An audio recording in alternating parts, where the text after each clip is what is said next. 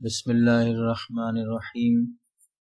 Dear students, now let us try to understand Dryden's views both on the use of blank verse and the use of rhyme.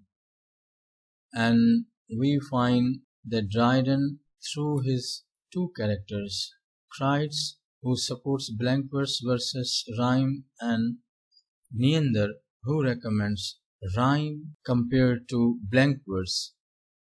So first I would like to introduce to you the definitions and somewhat historical background. First, blank verse. Its definition reads, poetry that has a regular rhythm, usually with 10 syllables and 5 stresses in each line, but which does not rhyme. Its history reads, this was introduced by the Earl of Surrey in the 16th century in his translation of the Aeneid, and consists of unrhymed 5 stress lines, properly iambic pentameters. Since then it became popular in everyday English play Gorboduc. Then it became the standard verse for Tudor and Jacobean dramatists. Thomas Heywood used it in A Woman Killed with Kindness in 1603.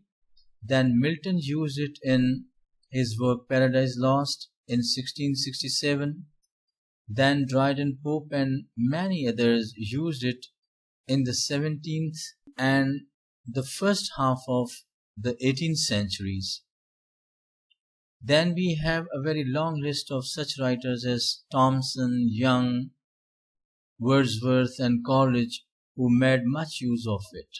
All the poets of the 19th century, Romantic poets, wrote blank verse extensively. It is still quite widely used and practiced today by dramatists like Maxwell, Anderson, and T.S. Eliot, who have experimented with it in freer forms in their plays. Blank verse versus rhyme. And now the definition of rhyme. The definition reads, a word that has the same sound or ends with the same sound as another word, as beauty, duty. If two words or syllables, etc. rhyme, they have or end with the same sound, as the example though rhymes with low, and the functions of the rhyme. So generally it has two main functions. A, it echoes sounds and thus is a source of aesthetic satisfaction.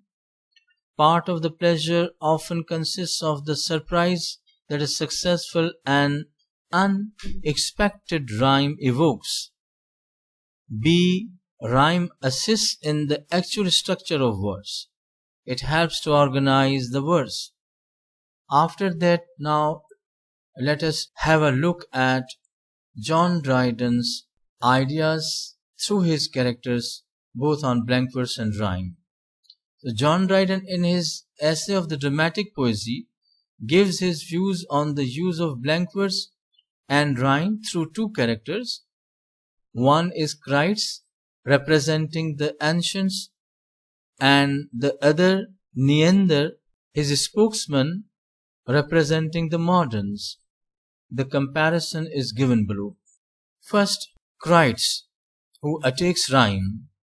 He says, number 1, rhyme is not to be allowed in serious plays, though it may be allowed in comedies. Number 2, rhyme is unnatural in a play, for a play is in dialogues, and no man without premeditation speaks in rhyme. Number 3, blank verse is also unnatural, for no man speaks in verse either, but it is nearer to prose, and Aristotle had laid down that tragedy should be written in a verse form, which is nearest to prose. Fourth, drama is the just representation of nature, and rhyme is unnatural, for nobody in nature expresses himself in rhyme. It is artificial and the art is too apparent. while true art consists in hiding art. Fifth point, it is said that rhyme helps the poet to control his fancy, but no one who has not the judgment to control his fancy in blank verse will not be able to control it in rhyme either. Artistic control is a matter of judgment and not of rhyme or verse. So these are the ideas or the comments given by Kreitz.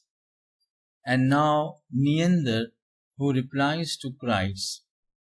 It is the choice of words and the placing of them, natural words in a natural order, that makes the language natural, whether it is verse or rhyme used. Then rhyme itself may be made to look natural by the use of pun on lines and variety resulting from the use of hemistich, manipulation of pauses and stresses, and the change of meter. And number 2 point, thus rhyme can be made natural and it has the added advantage of sweetness. Number 3, blank verse is no verse at all. It is simply poetic prose, and so fit only for comedies. Rhymed verse alone made natural or near to prose is suitable for tragedy.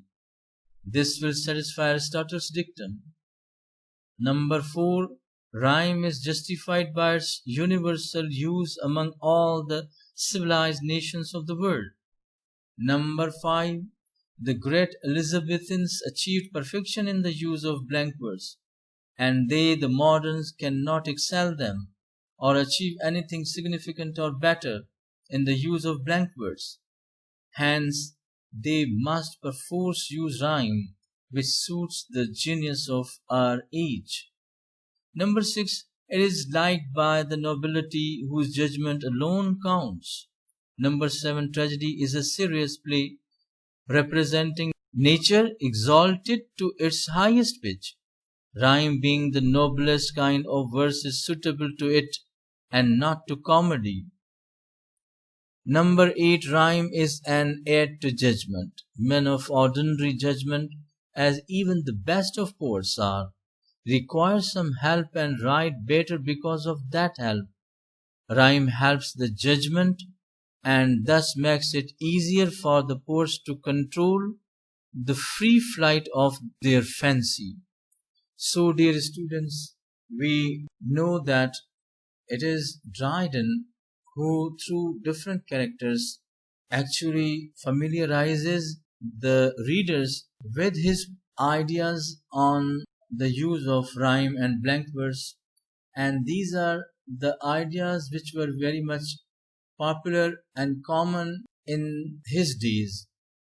And ultimately we come to know that he recommends rhyme and prefers it to the use of blank verse. Thank you very much.